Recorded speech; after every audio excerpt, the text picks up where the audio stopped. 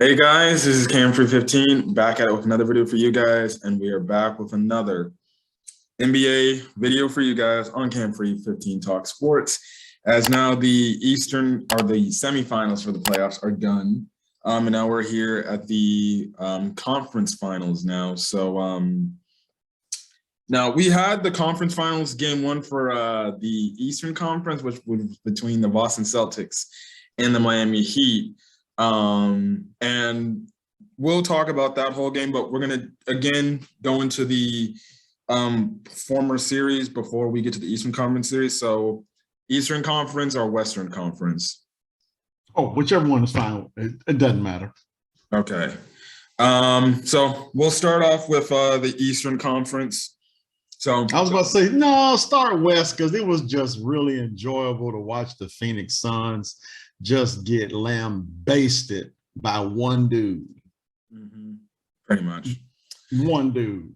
It was just, I loved it. I really do. I really hate the fact that people gave Devin Booker all these accolades like he's the next great Kobe Bryant. And I was telling people when it first came out, he ain't that dude. Yeah. So it was pretty cool to see, them get theirs. And, I'm really happy for the Dallas Mavericks because they played well. They took a lot of crap from Phoenix that undeservingly, I thought.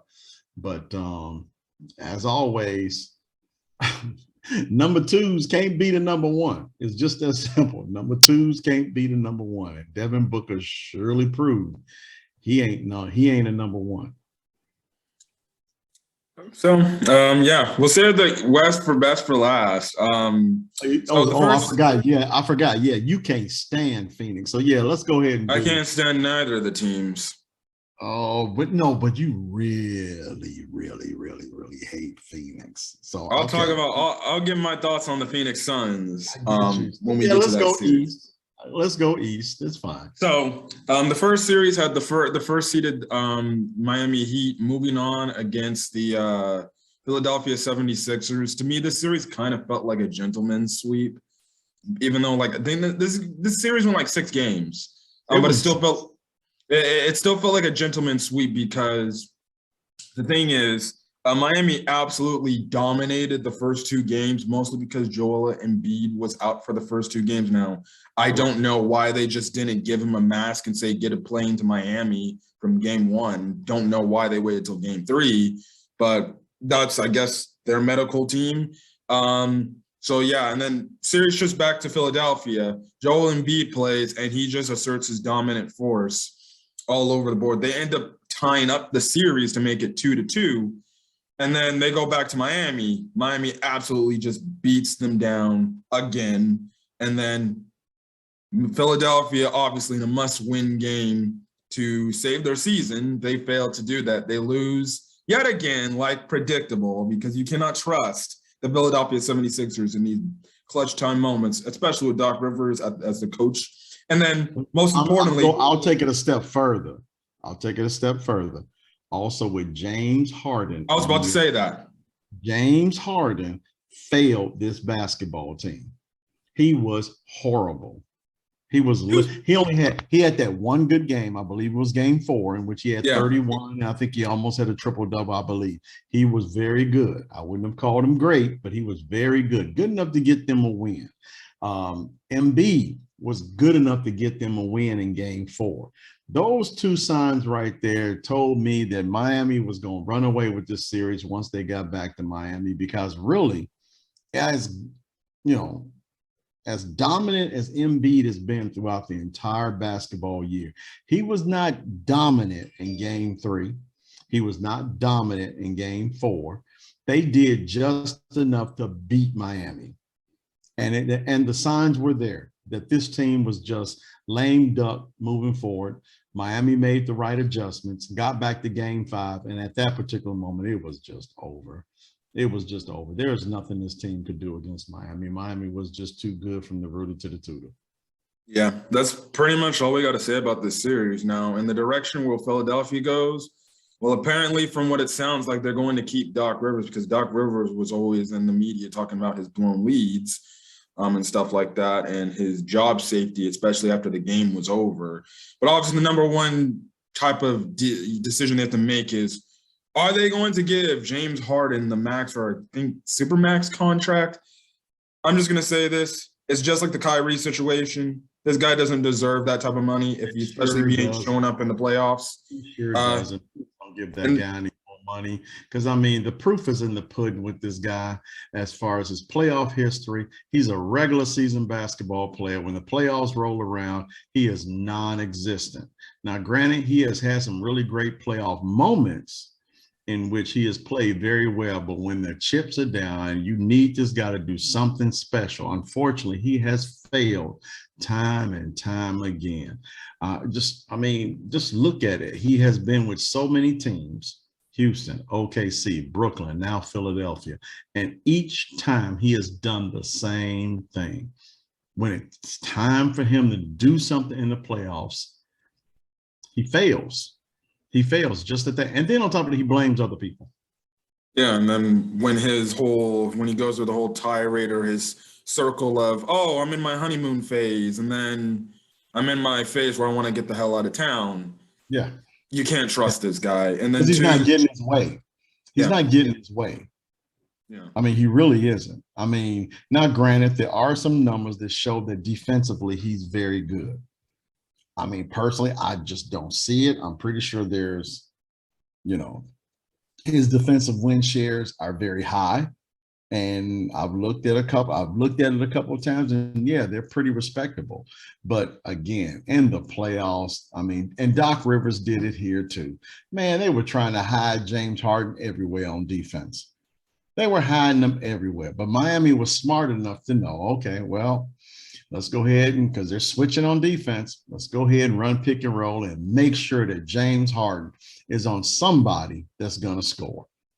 Did it all throughout games 5 and 6. So I'm shocked that they didn't sweep them. But yeah, gentleman's sweep it should have been. But I'm treating it like one as well too, man. It was just horrible watching Philadelphia play. Yeah.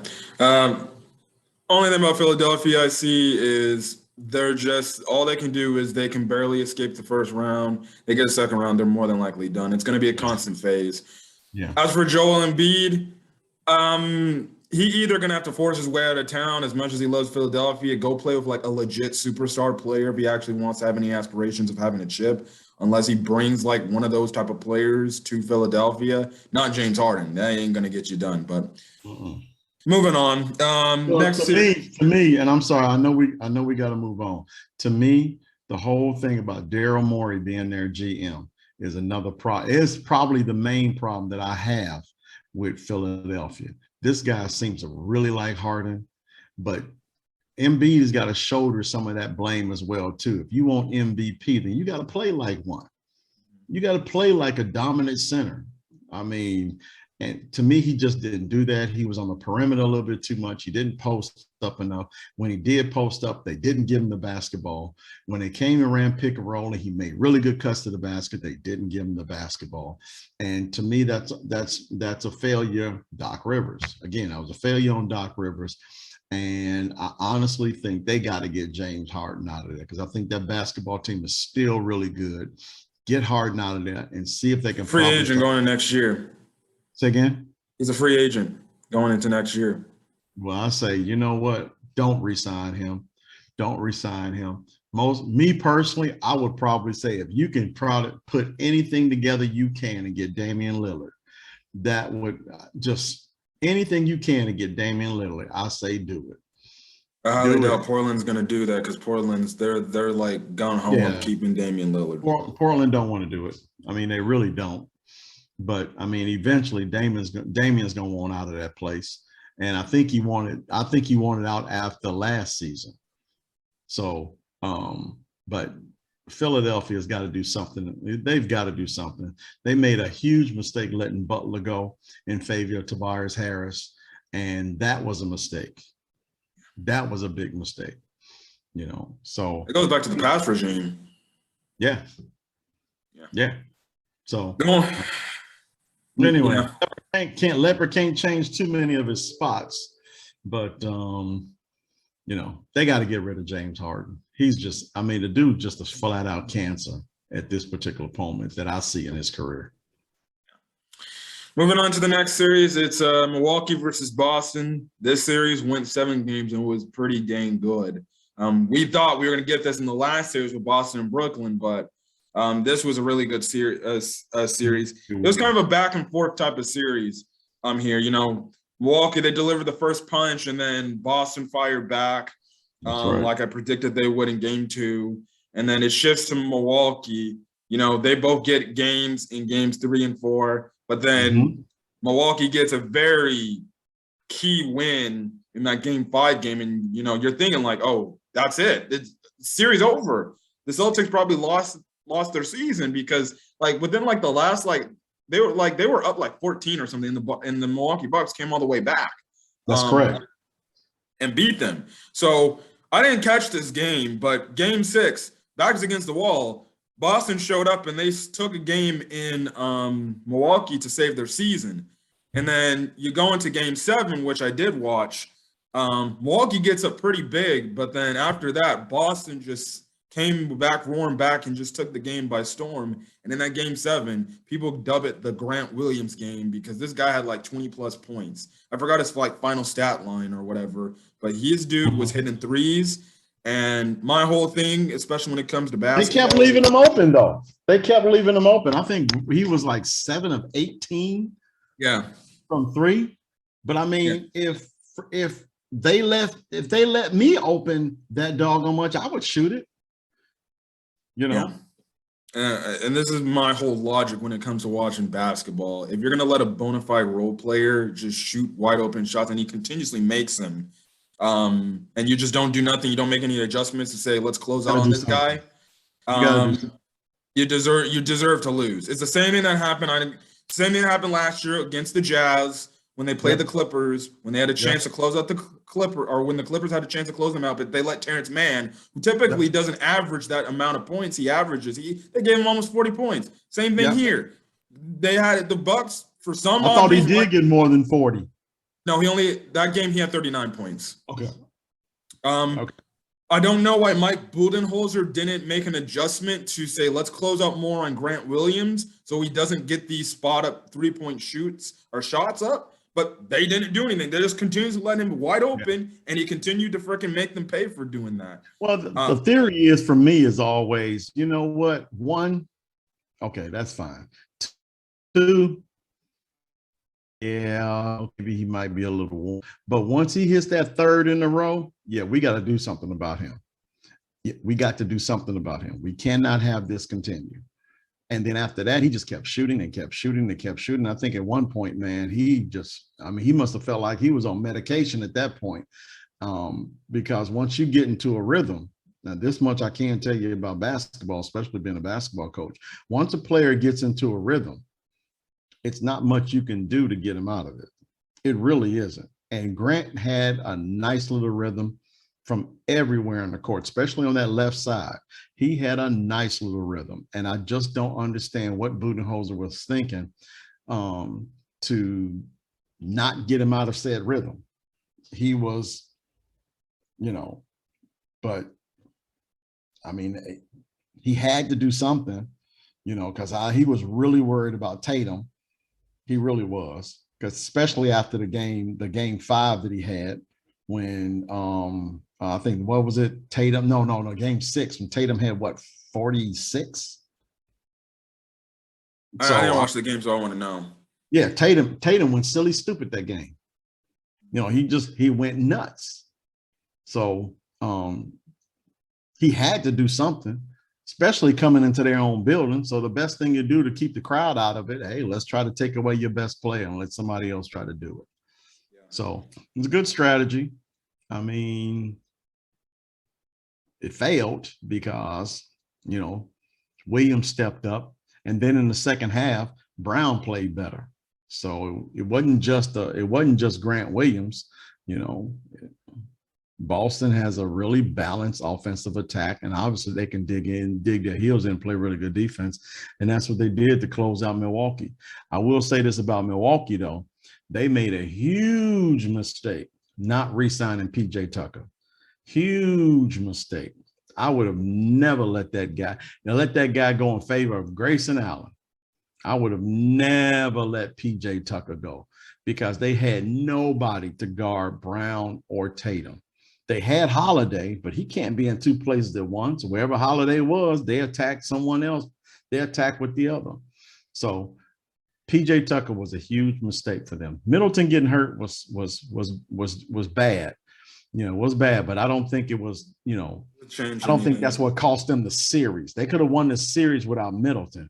The thing was, for me, when you got really good lockdown defenders, especially PJ Tucker, you got to keep that guy because that guy is, and that guy's going to be the key with Miami against Boston. That's pretty much. That's pretty much it, pretty much, to be honest. Yeah. Milwaukee had a chance to win the series in Game 6. They did. They blew it. They did. Just simply blew it. They started making Antetokounmpo shoot outside shots. They closed out very well on Grayson Allen. Milwaukee just couldn't hit a thing from three. And then, they closed out very well on the shooters to begin with anyway. But when Milwaukee stopped dropping these threes, at that particular point, they just started clogging the lane to keep Antetokounmpo from being in it. And it worked to the point where he started shooting threes. And he's not the greatest three-point shooter ever either. So Boston's defense is really good. Yeah. And just getting into the Eastern Conference Finals, let's just get this whole thing right now out the way so then we can move on to the Western Conference. So yesterday, as of this recording, Miami defeated Boston. And at first, from what I saw, Miami was down, but then they came back, by the time the second half came in and they just took off with the lead. And that was pretty much kind of it. Jimmy Butler, he just took over. This dude may not show up in the regular season, but this dude, from what we're seeing in the playoffs, this dude, he freaking showing up in the playoffs. The dude dropped 40 points last night. He had 41, I believe it was. Yeah, Boston had no answer for Jimmy Butler yesterday. Now, obviously, Game 2, Boston will more than likely defend Jimmy Butler a lot better than 2. The factor that was missing was Al Horford and Marcus Smart. They were both placed in health and safety protocols before the game even started, so they didn't play. So that's a pretty big blow to their team. Correct. So we're gonna have to watch that factor, how fast they can come back. If they can't come back for Game 2 tomorrow, then they'll probably come back for Game 3 in Boston. Probably. We'll have to see. But, if Jimmy Butler is going to be obviously, freaking killing it, Max Strus, he was like hitting Steph Curry range shots. Like this dude was dang near pulling it from the logo and still making the shots. Can shoot. Yeah. And then their defense was really good in that second half. They just turned it up and, they just shut down the Boston Celtics. I expect the Celtics to play better. They almost tried to make a little late push to try to come back in the game. They just had a little bit more time. And if Miami missed shots that they were making, then Boston may have actually came back and won that game. But I think the series is going to be a lot closer. I think this might be another 7-game series. But the only thing is this. I kind of have 2 predictions. If this series goes 6 games, I'm taking Boston. If the series goes 7 games, I think Miami wins this series. I think for Boston, you're kind of now in Milwaukee's kind of position, which you saw last series. They have to win the games that they need to win. So they got to win Game 2, and they got to hope to close out the Miami Heat in Boston. Because if they go back to Miami, in a must-win game, then I'm not saying it's impossible to not win. We already saw the Dallas Mavericks pretty much in a Game 7 blow out a team. I'm not saying that's going to be replicated with this series, but there's a chance that you don't want to take that risk going back to a pretty hostile Miami crowd. And also another thing I just want to make a mention about this series is not only I guess you can say a rematch of the early 2010 series between these two teams, but it's also a rematch of the bubble. The bubble series, yeah. Yeah, and I believe it was Jason Tatum that made that whole comment. It's like, oh, those guys were just different in the bubble because it was the bubble. So Boston's got a lot to prove here because they did talk a lot of stuff after the bubble, after they lost to Miami Heat in the bubble, saying, oh, it was just the bubble stuff. So this series, we'll see if, Miami's like, that wasn't a fluke and it wasn't just a bubble type of thing. We'll see if Boston has what it is. I expect Jason Tatum. I thought Jaylen Brown played all right. I think Jason Tatum, I think he didn't have the best of games. I think they're going to come back playing a lot better, and we'll definitely see what Ime Udoka has up for defense because he's definitely going to have to guard Jimmy Butler better. But then again, whoever Jimmy Butler was on yesterday, he was just tearing everybody alive. Yeah. That third quarter did him in.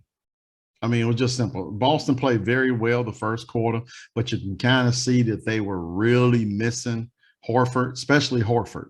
And Smart. Yeah, and Smart. Well, especially Horford.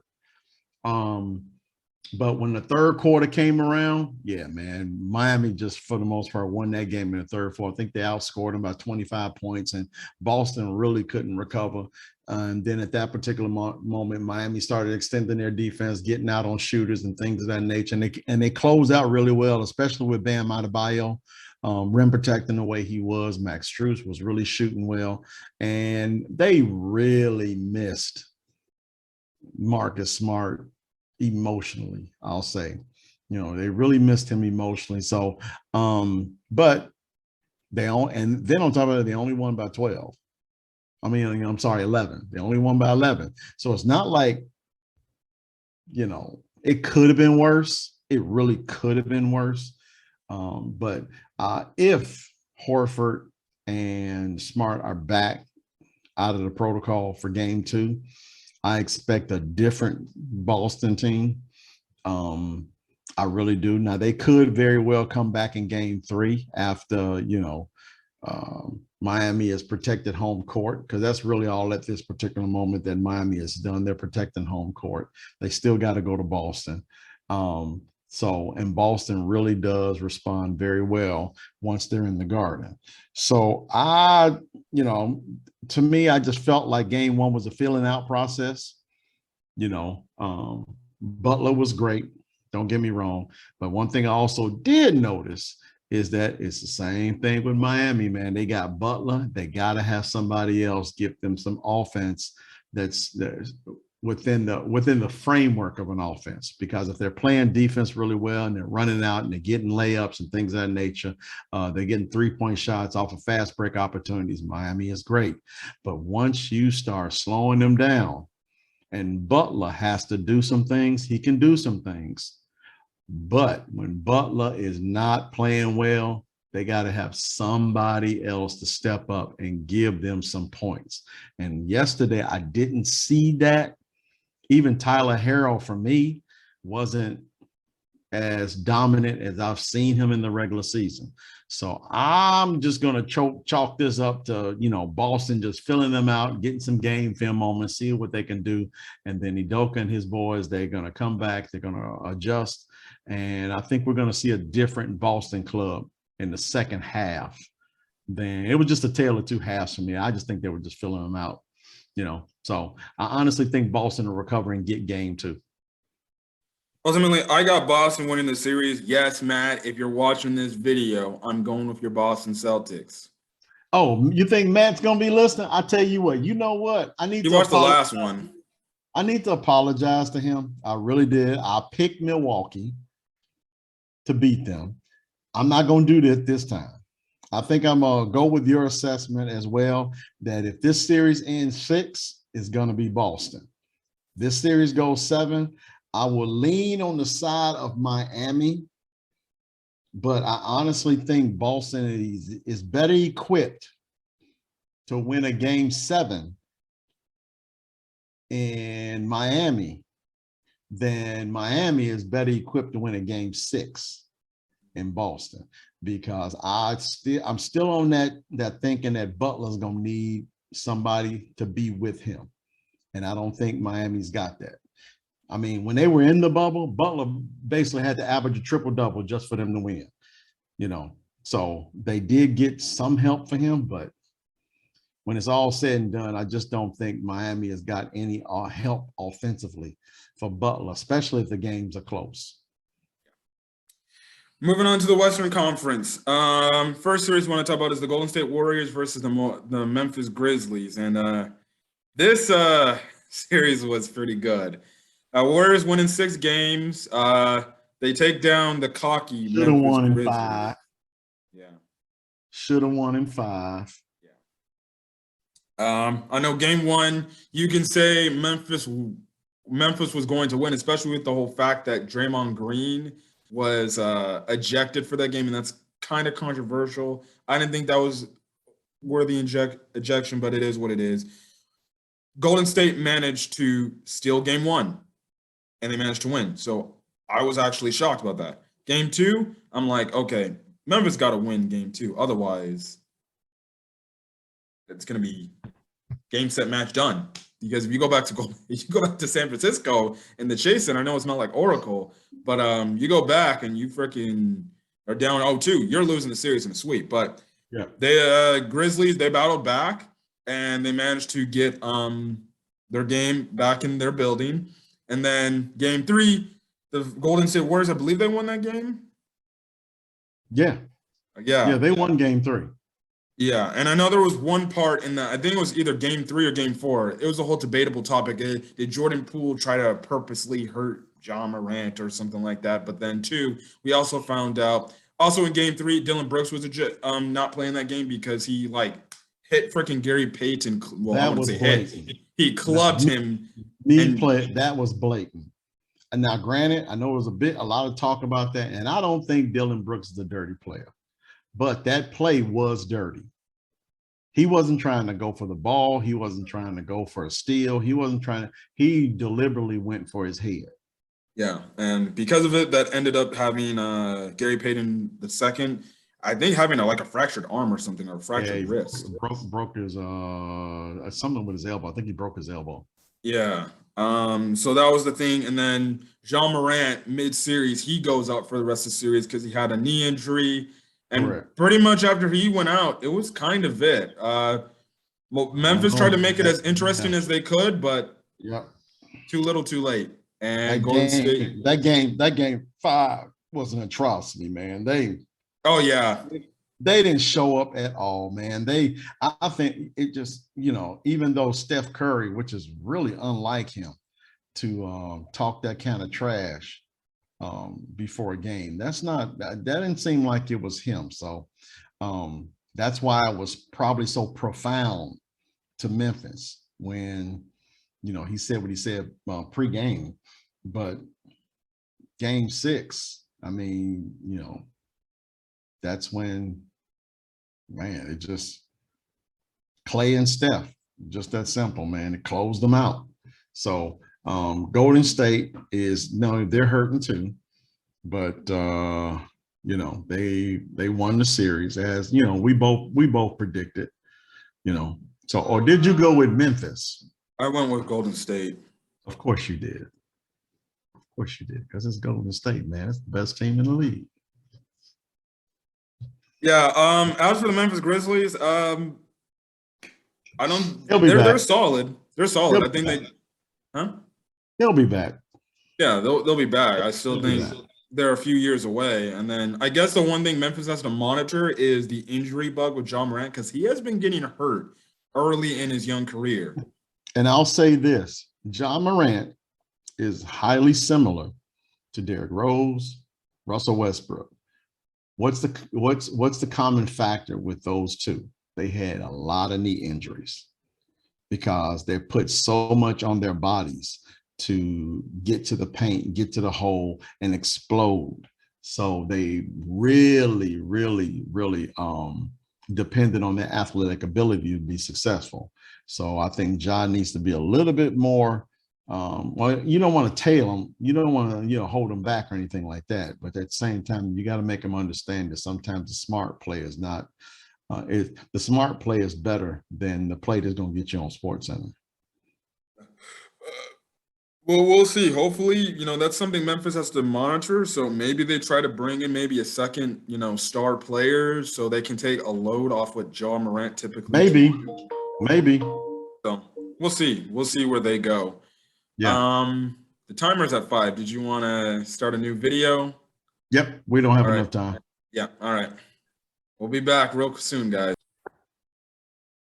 Okay, guys, we're back, and we're here to talk the last series for the last round of the playoffs in the second round, and that was between the Dallas Mavericks and the Phoenix Suns. Now, mind you, I'm a Clippers fan. I hate both these damn teams.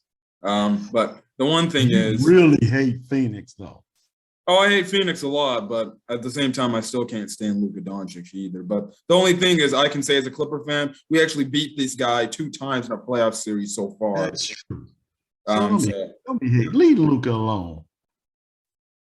As long as he keeps playing the Clippers and he keeps laughing and giggling, that's when I have a problem.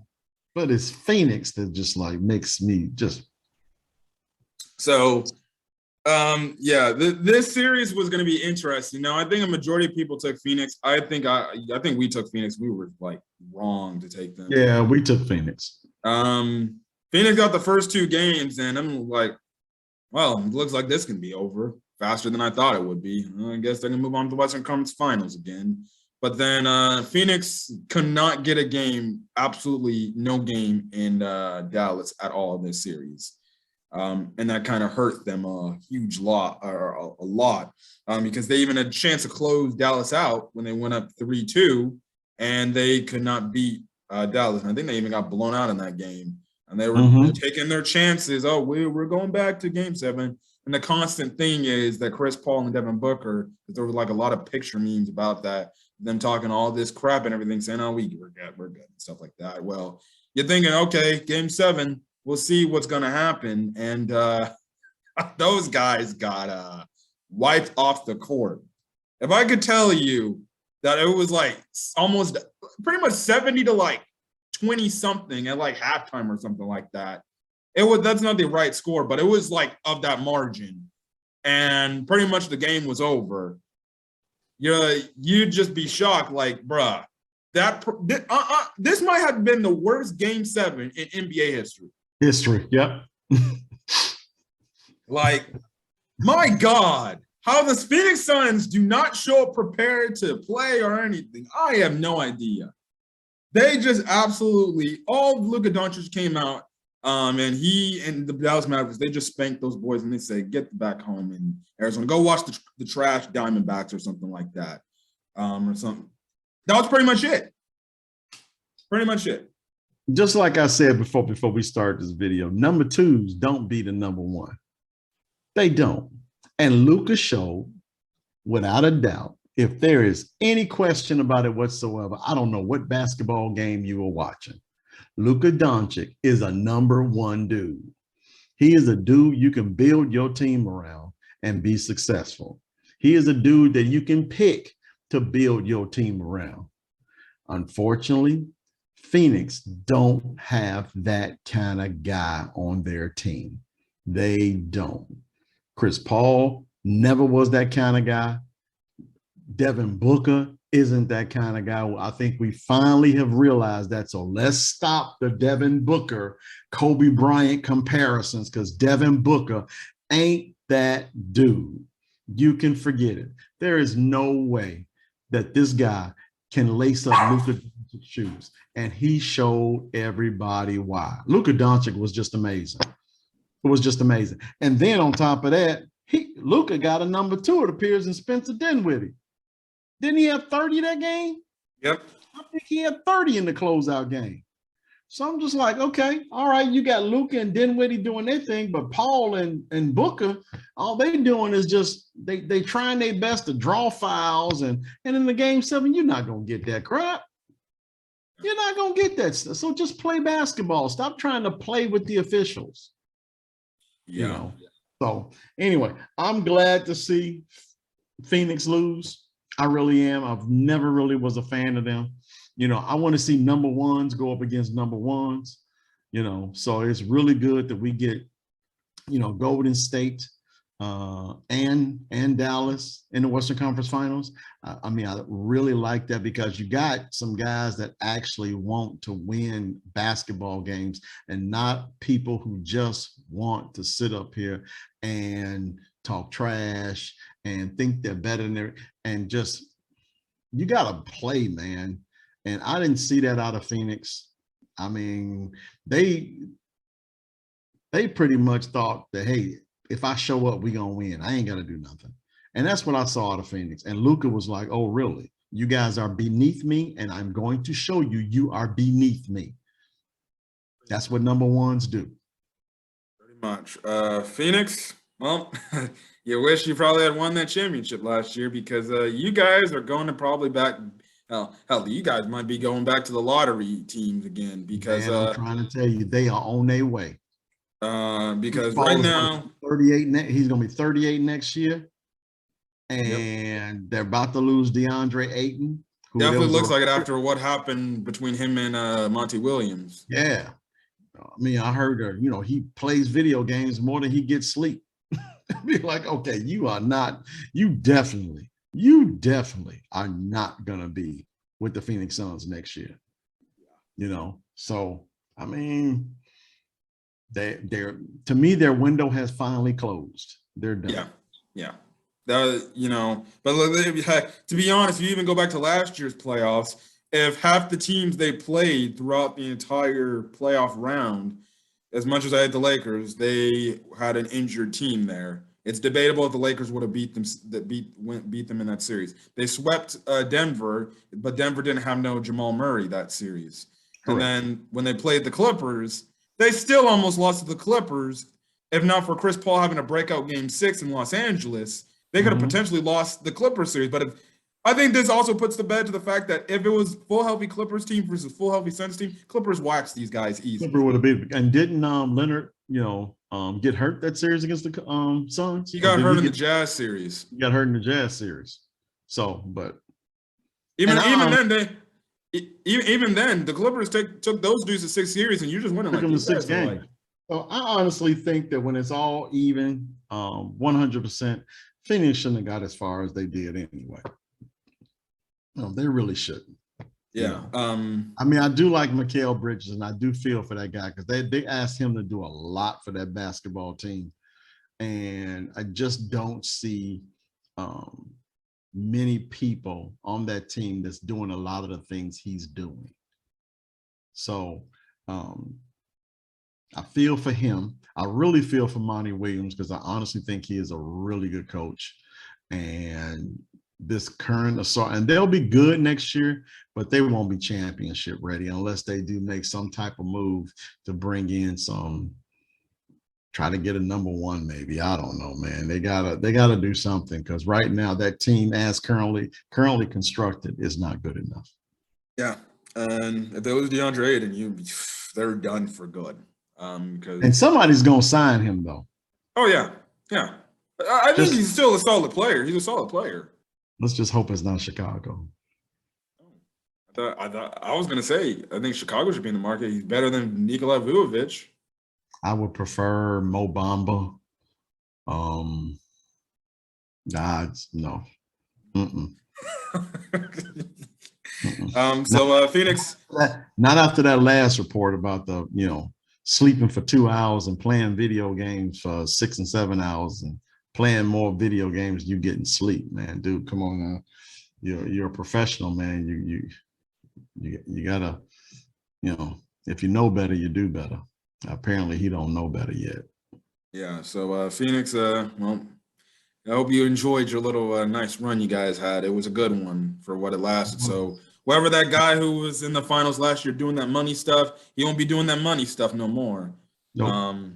So they're gone. They're done for good. I don't want to see Phoenix. I don't want to hear nothing about Phoenix being favorites no more. They're done. Nope. Over. Yeah, they're done. Yeah. Moving on to the Western Conference Finals matchup, it is going to be, that game is going to be tonight. It's going to be the Dallas Mavericks versus the Golden State Warriors. This is going to be a really good series. I would not be shocked if this series goes against another 7 games, but I think, if anything, I feel like this series is going to go 6 games, and I got Golden State in 6. I just feel like, Golden State, compared to what Phoenix could do, the difference with Phoenix is they didn't really have an assortment of bodies that could guard Luka Doncic. Really, it was only kind of maybe Mikal Bridges and a little bit of Jay Crowder. But other than that, Luka Doncic was picking apart on Chris Paul and Devin Booker like easy. Yeah, I feel because they were switching on defense, and Luka made sure that he either had someone like a DeAndre Ayton on him, or someone really smaller than he is, like Chris Paul or Devin Booker. I mean, they're better defenders. Obviously, is Crowder and Bridges, and those guys might have originally been on Luka, but once they started rolling with pick and roll, and Phoenix started switching, I mean, you switch on Luka Doncic, man, it's a wrap. It's a wrap because he's either too big for your guards, and he's too quick for your centers. So it was a good move by Jason Kidd just to make sure when he saw that they were switching on defense. Yeah, I'm gonna go ahead and use Luka to create the right pick and roll scenario so I can get the right guy on him. yeah. But Golden State now is a different beast. Golden State, I mean, they can throw a lot of people offensively at Dallas, whereas Phoenix couldn't. Yeah. So it's going to be really interesting to see how many bodies that, because I mean, Golden State can probably throw out anywhere from 4 to 5 guys that can get you 20. And they definitely got 3 that can get you 30. And 2 that I know for sure that can get you 40. And we've also seen when Clay is hot, pre-injury or post-injury, it doesn't matter. When that cat is hot, it's a different kind of heat that's in that arena. Yeah. So I do like Golden State as well too. I think I'll just go ahead and, Golden State hadn't been 7 yet this series. I don't think, I think Dallas is still good enough to take them 7. Will they go 7? We'll see, but I like them in 6 as well. It's just that, man, Golden State is just got too many offensive weapons for Dallas, and defensively they're actually pretty good as well too. So I don't know if Steve Kerr will be back. I think he's going to be back for game 1. I think he's going to be back for tonight. They better hope, because Mike Brown's coaching. If I was the Sacramento Kings right now, I'd ask Mike Brown, can we respectfully pull your application? Yeah, I think I need a refund on that one. So so I would probably say, let's get Steve Kerr back as soon as you possibly can, because, there's a difference in the Golden State Warriors when Steve Kerr is not there. Yeah. I definitely do think it's I definitely do also say with Golden State, you can have like maybe Clay struggling, but they got to at least have a second player hitting shots. Correct. And if Steph Curry's also struggling in the same game, they're going to have no chance to win, because when Luka takes over, he takes over. But how many times have you seen that, though? And then there's Jordan Poole. So, yeah. I mean, Jordan Poole has proven his playoff that, yeah, man, he's offensively gifted, and even Jonathan Kuminga has played well. Andrew Wiggins is another player, that one of those 4 players that I talked about that can get 20. So I mean, you got guys on Golden State, man, that if one particular person is, not at offensive capacity, they got another one that they can throw out. And they do just good enough to keep those guys in a particular rhythm, just in case Curry and Clay just don't have it. Yeah. It's also going to be interesting to see if Dallas's role players will also step up again like they did in the Phoenix series. Obviously, Spencer Dinwiddie is going to have to be huge for them like he was in that Game 7 to help back up Luka. Jalen Brunson, he didn't play as good as he did in the Jazz series, but he still got to play at a solid enough level. And then the role players, everybody else, they just got to hit their shots when they have the opportunity. So pretty much the defense is – if I was a Golden State Warriors, whoever is guarding Luka, just let him get what he get. If he dropping 40, almost 50 points, let him have that, because he can't outscore you alone. And take away everybody else, because you can't have Jalen Brunson doing what he's doing, Dinwiddie doing what he's doing. You can't have these guys doing what they're doing. Kleber just standing out there spotting up. You can't just have them guys doing all of that. So I mean, if Luka's going to score, 50, then what do you think the team as a whole is doing if, they're not doubling and things of that nature? What do you think they're doing? But on the other hand, again, they got to defend Golden State. Golden State moves the basketball. They move their bodies. They're always moving. You know, Draymond Obviously, Green. What's up? obviously, they're going to want to try to get Steph Curry to get switched upon when they're on Correct. offense on Luka Doncic to tire him out. So I definitely could see where Steve Kerr wants to just have Luka Doncic just get tired out and be put on a defender. Wear on. Continue to move that basketball, and keep in mind, if you're moving the basketball and you're moving your body, guess what the defense is doing too? The defense is moving as well, which means Luka is just not standing still like he's going to do on offense, stand up at the top and keep dribble. You know, so that's not happening with Golden State. You know, Golden State is going to move that ball. They're going to move their bodies. They're going to go from one side to the other side. They're going to pick. They're going to screen. They're going to slip. They're going to do all these different things just so they can make sure that you are playing consistently on both sides of the court. But that's pretty much it. I guess the only other last thing I want to make the mention is it looks like Atlanta. He probably made the wrong decision in just trading away Luka Doncic for Trae Young. Not to say that Trae Young's not good, but he's not on the caliber of what Luka Doncic is giving you right now. And I think they're probably looking at that. They're like, crap, we could have been what the Dallas Mavericks are, but we'll see. That's true. We'll see. And he could have been a freaking monster in the East, and then I would have never to deal with him. So that's true. Yeah, that's so true. So you got a lot to blame Atlanta for. Oh yeah. So you should hate Atlanta too. Why? Because, man, I mean, I don't have to worry about the Atlanta. Well, no, I'm just saying is that Atlanta's bonehead blunder brought Luka to the Western Conference. So you should actually just don't like I should be, man, because this dude freaking made me stressed out for like the past 2 years in the playoffs. Yeah, you should be. So, you know, but don't worry about it. You know, George will be back next year. Kawhi will be back next year. And maybe we'll be doing this Clipper Dallas dance again. No, I cannot do that again. Yeah, we might be doing it again. I've already speculated if it's Clippers versus Mavericks 3, Mavericks are winning that series because Luka, he a different animal when he plays the Clippers. I got to admit, now winning does that too. Winning does that. I mean, you have to really learn how to win at the NBA level. And that's the biggest thing about, you know, number ones, as gifted as they are. I think one of the biggest problems that number ones have is blending their talents, as immense as they are, with other players. And I think Luka does that very well. LeBron James done it very well. So, and right now Luka's at a point where I think is going to start benefiting him. So you all better start beating him now, because once he gets a taste of that chip, I just don't think that cat's going to be the kind to let it go. Yeah. Yeah. Oh, just a quick update. I guess an hour ago, the Celtics have had multiple positives in their traveling party in this past week. So there has been some concern about this from Brian Windhorst. So, okay. It's going to be interesting. Well, game 2. There you go. Well, I guess I'm going to bed instead of watching game 2. Who knows? They may shock you. They might.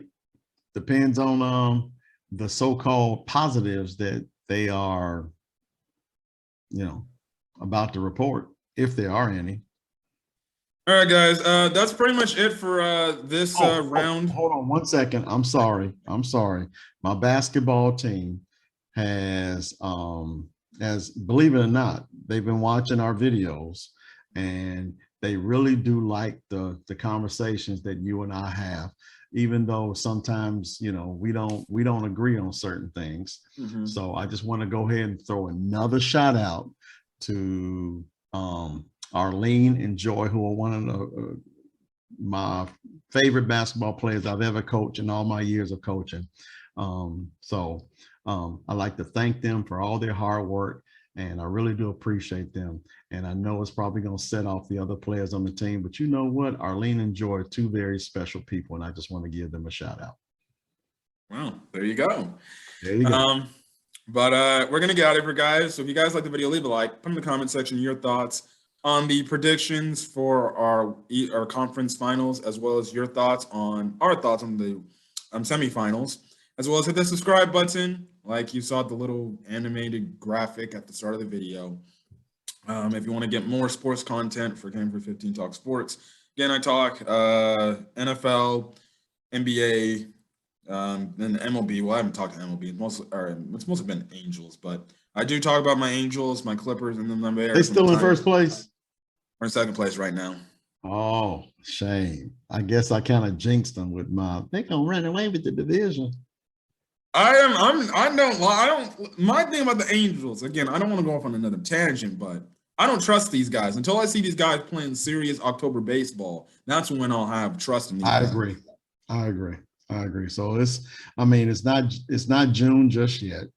So MLB don't really get good anyway until after the All-Star break. So just chill out.